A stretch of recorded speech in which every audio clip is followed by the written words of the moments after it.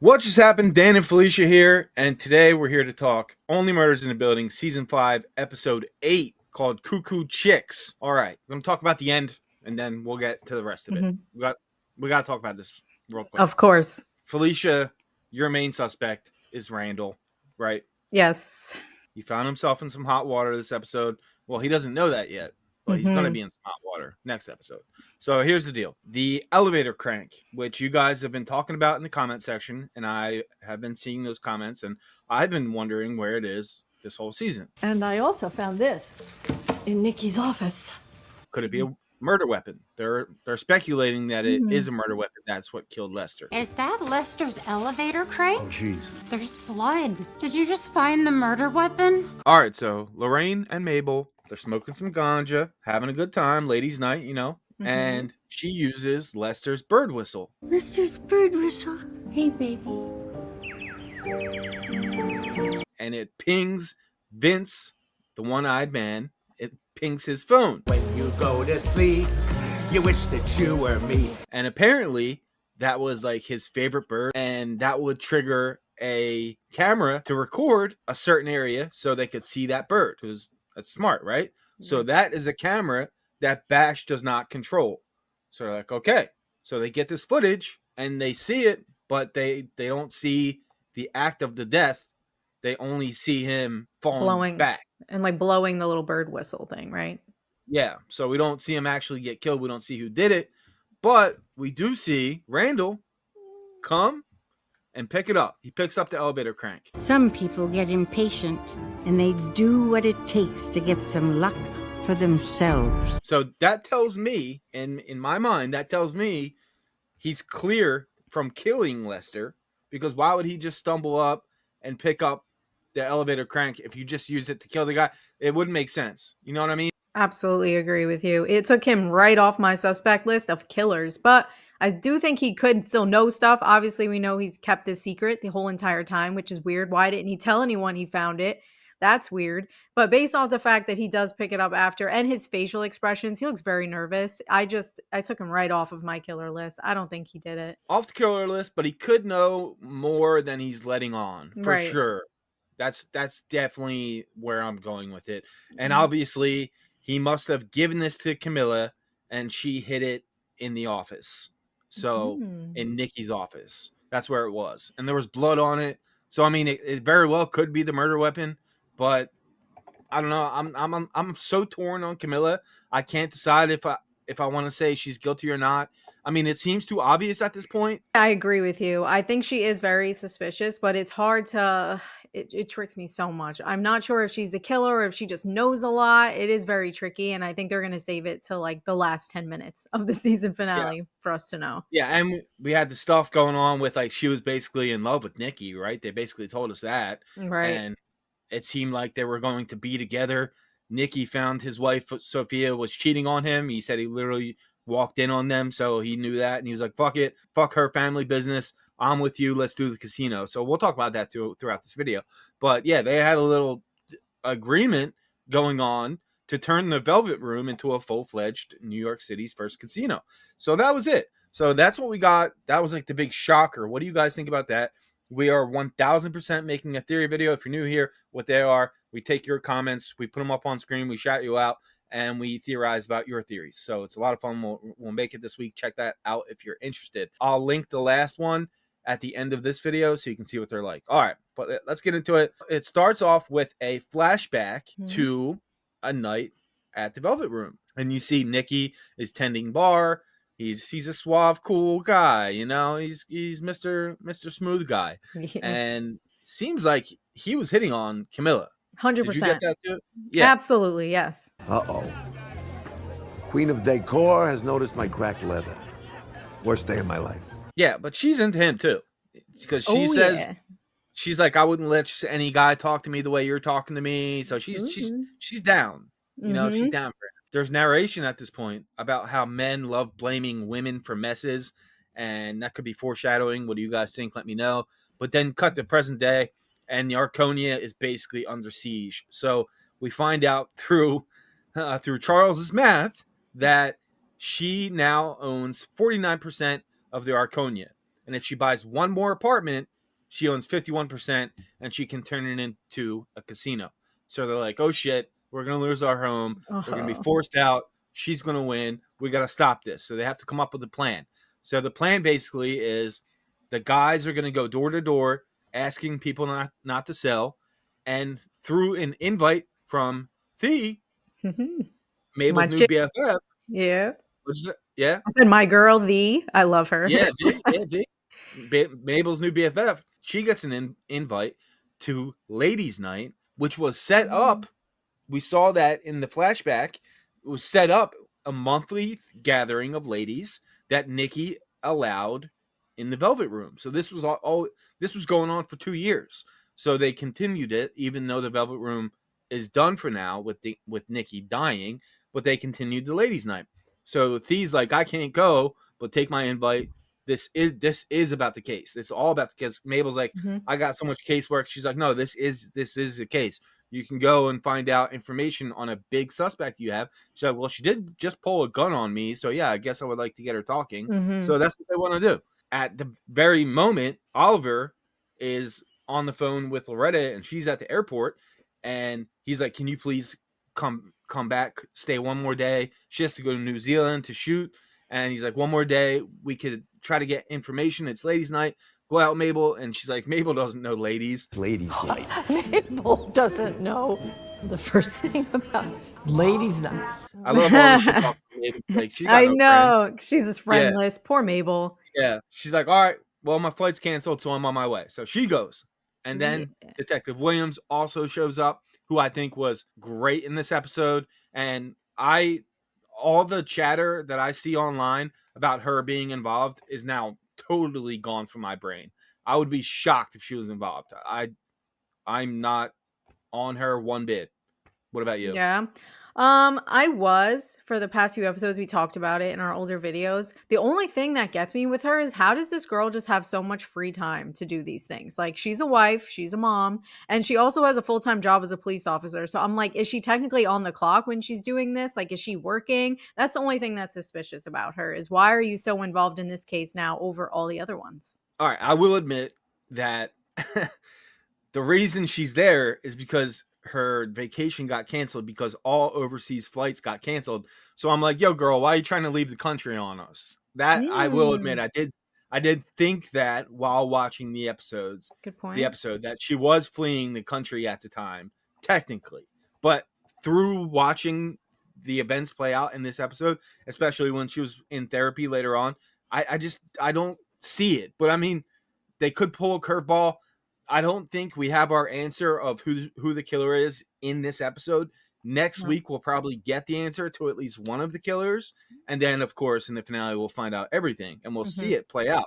I love when they show how it actually went down and all that jazz. I think that's a lot of fun. Yeah, that's my favorite part. And Oliver is stressed because Loretta lost her house to a fire, her apartment to a fire. So she's all hell-bent on getting a new place to make their home. They're a newly married couple. And Oliver finds out many new things about his wife throughout this episode. I thought it was all funny as hell. Yes. So he's like, shit, I don't want to really leave, but she'll feel trapped if she has to live here. Like, what do I do? So that's kind of a common theme throughout the episode as well. So first, they all go shopping. We didn't see the shopping spree. I think that would have been a little fun to cut that in. It would have. It was a longer episode already, so I guess they didn't have time. I wonder if they did film that and then they decided to cut it out. But they're all looking great.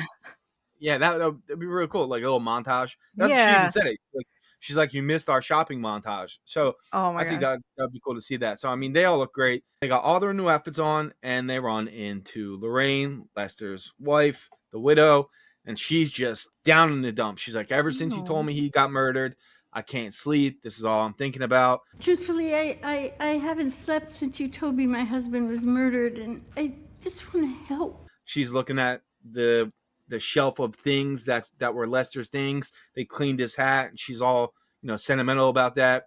She says, I wish the elevator crank was in there. And I'm like, oh shit, we're going to find out stuff about that in this episode, which we sure did.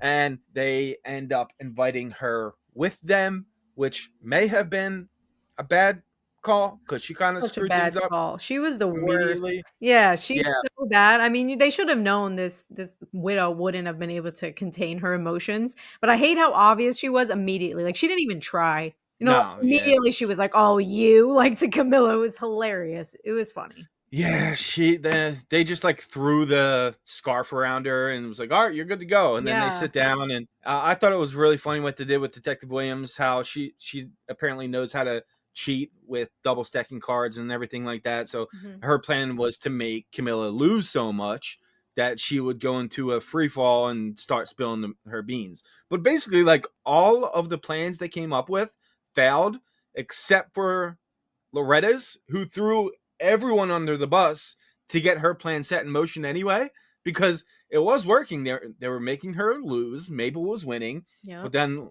what you said, Lorraine freaked out, so her and Mabel left. She's like, "Oh, of course you were with her. See ya, get out of here." And then Loretta says she's cheating, and she's in character at this point. She's like acting like some mystic psychic person. Yeah. Funny, really great job. I was Yeah, gonna I love that. say, Yeah, I go ahead. wanted to say that that's like my favorite part about her character is that she's always Yeah, trying to do a different character. It's yeah, yeah, hilarious. yeah. And it's because Meryl Yeah, Streep can literally do anything. So she was just like, probably just like, oh, I'll just improv a character. And then she just pulls out this accent and it's so good. It's so funny. Yeah. I can sometimes be a bridge between two people who need to say something to each other. So good. It was perfect, and she does find a lot of information out. To get there, we saw it was kind of cool how they edited it with having showing what actually happened, and Mhm. then she's like learning this information, and they're showing us on screen what actually happened. Over my dead fucking body. Anyone who wants to build a casino here has to get rid of Nikki. And that's when we learned about Camilla and Nikki being kind of romantic towards each other, or at least having affection towards each other. And she tried to keep digging and digging. And she does say this. Fucking doorman. Doorman? What doorman? So at the end of the episode, they think that she's referring to Randall, which she definitely could be. But I still think she could have still been talking about Lester, and she could be Yeah. involved in Lester's death. That it's possible to go either way at that point. When Camilla said that fucking doorman, she didn't mean Lester. She meant Randall. What about you? Yeah, I agree. I was going to say, I definitely don't think she's talking about Randall at all. It's 100% Lester. I think he saw something or heard something he shouldn't have. And that's why she's so upset, or why she said the damn doorman or whatever. So do you remember in the earlier episodes when we're first introduced to the billionaires, I believe Camilla says something along the lines of, when you're playing a game, make your opponent think you're playing a completely different game. So that made me think, like, did everything Loretta find out, is it all really true? Or is it just like, twisted? Her words are twisted. I do believe that she was in love with Nikki or liked Nikki. I think that's true. But I also think that she was lying. I think she knew that it was Loretta, because if you remember when she was in Oliver's apartment, she specifically looked at the photo of Oliver and Loretta. So I think she knew what she looked like, and she wasn't in that good of a disguise. Sorry, Loretta. But so I think she was onto her the whole time, and maybe told her what she wanted to know to throw her off. Also, Nikki and Camilla partnered up to turn the Arconia into New York's first casino. Yeah, and Camilla had done that because she was in love with him. So, but the guys, they were working on the guy who sold his house, the therapist, and it would have made it to 51%. He's like, it's in escrow till midnight. Let's go have a therapy session, boys. 2 for 1. Mhm. So they go. It's kind of fun. Like, I want to date my mom, he says. Yeah. And I'm jealous of his relationship with Loretta. That's what I'm jealous. That's what I want. Mhm. But why do I keep doing that? Like they spin comedy in there, but it's nice. And Detective Williams shows up, and that's when I kind of cleared her. But now I'm kind of double thinking that. What do you guys think about Detective Williams? Let me know. And turns out they talked so long that it ended up being past midnight when the guy changed his mind and said he wanted to stay. So it's done. Camilla got her 51%. She got to the alert, and she was like, it's done. Ladies' night's over. I won. Ugh. Yeah, it sucks. But all right. This episode puts a lot of the spotlight on Randall, that he's involved because he picked up the crank and he definitely gave it to Camilla or somebody to hide it, and it was bloody. I mean, if you find a murder weapon, the best thing to do would be to call the police and report it, right? So, like, Right. why is he not doing that? Is he hiding something? Is he involved? I still think that I love the theory that he's dating Romy and Romy's involved. And that whole thing, I think that circle is I think that would be sick if we find that out. And I'll tell you what, if that is true, we're finding that out next episode. Romy's going to be in it, and it's going to pop next episode. Makes me think that would make a lot of sense, because we know that Bash deleted the footage of that night, and now we know that Randall is in that footage. Why would he want to protect Randall if he didn't know him personally? So that would actually make a lot of sense. Shout out to whoever's theory that was. That's really awesome. I'm 99% convinced at this point that it was Randall that went and stole the finger out of Charles' apartment. I'm sure it's him at this point. Ooh, yeah. Yeah. That would make Because sense. he's He's someone, involved. and he can have the key to get in. There was no forced entry, right? Easy. I think that's where I'm leaning, but I don't think he's the killer. They're doing such a good job of keeping you on the edge of your seat this season. It's really crazy. But Camilla is really orchestrating the whole thing. She's definitely involved in a way. I'm still not convinced that she's a killer. I can't wait to find out, though. It's going to be a lot of fun. By the way, guys, we're going to do a live stream the day before the finale, the Monday before the finale, probably 8 p.m. Eastern time. Come in, get your final thoughts and predictions. We'll go as late as you guys want to go. It's going to be a lot of fun. Yeah, so I'm still sticking with Romy. I definitely hope she's in next episode. Next episode is called Lester, and I think it's going to be mostly POV from Lester, the camera that Lester has on him, and we're going to find out a ton of shit. We're going to see a lot of stuff that we didn't know about. There's going to be a lot of reveals, and I'm hoping that Romy makes an appearance. And if she does, I'm going to get super excited. So what do you got for we got 2 episodes left. So I do think a lot can happen in 2 episodes. And I know I said this earlier, that I think the last 10, 15 minutes of the episode is when they really let you know who the actual killer is. But for right now, I am still sticking with Sophia. Okay, so I think that Camilla was lying, and I don't think that Nicky caught his wife cheating. I think she caught him cheating. And I think she could have been the person he was cheating with. I saw her. I saw them. Who was it? It was pathetic.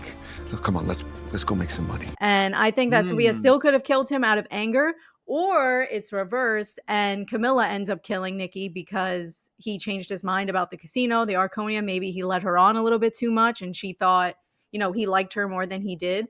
So I'm stuck on those 2 right now, and it's a lot. It's too much to handle this season. Do you remember when she was at the table playing, and you see a shot of the cleaver hitting the table? Right. You remember that? Yes, it's been in my mind. That one little, it's like 2-second clip. I'm like, so the cleaver was in the Arconia. I know I said that I felt like that was something that would be at home, but now we know, if she was telling the truth, that this did actually happen in the Velvet Room. So it does really make me feel like Camilla is a suspect for me. Yeah, she definitely is. And one more thing, the missing finger could be Camilla's. She always wears gloves.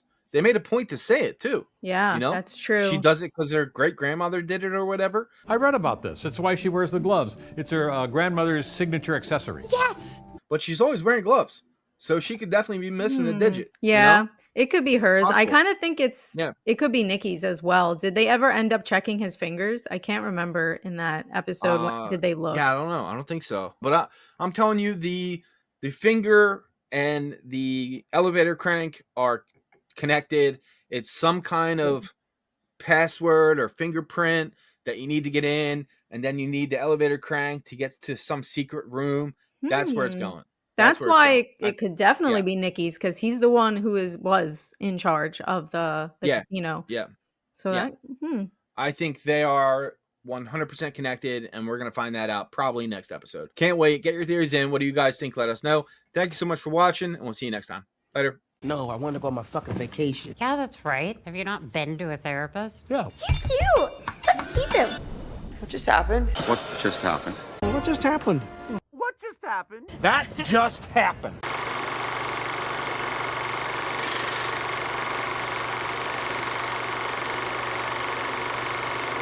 Interested in a makeover? Well, what are you thinking? Bangs or a shag? For the casino, you goof.